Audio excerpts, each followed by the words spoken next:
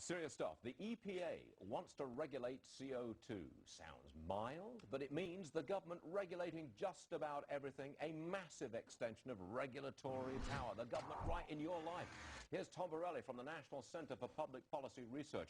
Tom, is my premise correct that they are regulating CO2, as the EPA is doing this, and it really does mean massive regulation of everything? Well, they have started the process. They have a rulemaking, and they're going to be regulating almost everything that has to do with carbon dioxide emissions, other greenhouse gas emissions. And there's a vote today, I believe, in the Senate. Correct. To stop them going forward. Right. The vote is likely to fail, so they will go forward with massive regulation. Well, actually, the vote is going to be very close, but if they only need 51 votes, there's about 3 or 4 votes short at this point.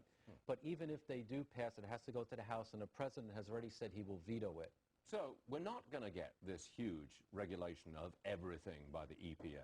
Well, you never say never, but that's, the role of our representatives is to represent the people. And, this, even from a political perspective, this is an EPA power grab. Under the 1970 Clean Air Act, they want to regulate carbon dioxide emissions and other greenhouse gases, which will be devastating to our economy. So, well, what forced this back? Because the EPA really wants to do this. The environmentalists are gung-ho to regulate CO2s. How come they are likely to fail?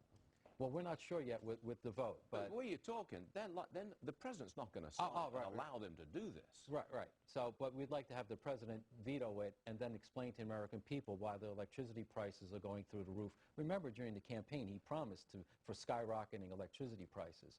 Again, this is, to talk about the boot of government against BP, this is the boot of government against every American citizen.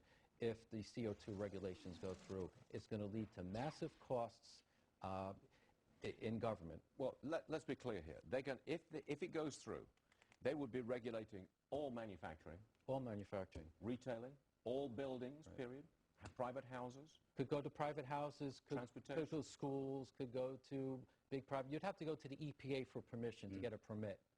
And the permitting cost has been estimated to be at least $15 billion. That's $15 billion of red tape. Okay.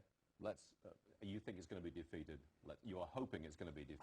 I hope Congress steps up and starts to push back and represent the American people. Tom Borelli, thanks for joining us. We appreciate it. Keep us in touch with this one. Absolutely.